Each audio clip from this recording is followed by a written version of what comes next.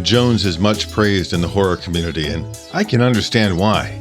This grisly novel about an elk spirit seeking revenge is built upon one of the simplest of plot ideas.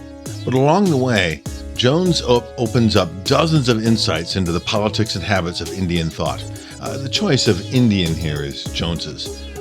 These alone, for me, were worth the read. And frankly, I'm glad they were there. In much the style of Tommy Orange, Jones creates hard characters made grittier and more fragile by their experiences. I love the development of these folks, their tortured thinking, their cynical eye to what success looks like, and if anything, I wanted more of it. And that's because the horror story itself, a well-trod vengeance monster plot tracking down characters one at a time, hence the title, has been done so often I was almost put off by it.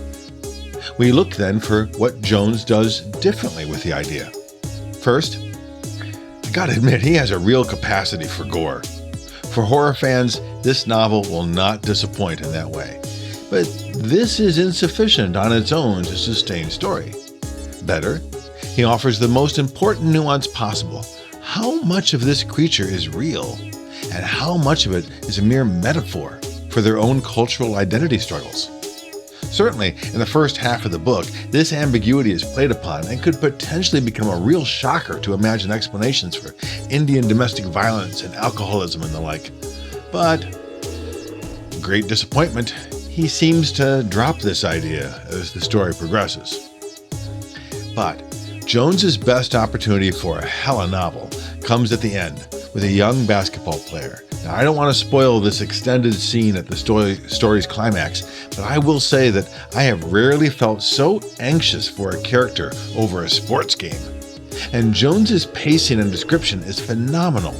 Here too, however, I felt that Jones abandons an incredible moment with a few Deus Machina interventions and about 40 pages of material afterwards just to bring us to a moral which I think he established far better without the closing melodrama.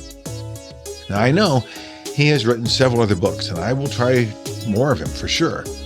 In every case here, Jones has a power of narration that, if unleashed from this requisite tropes of the genre, could release him to greater storytelling.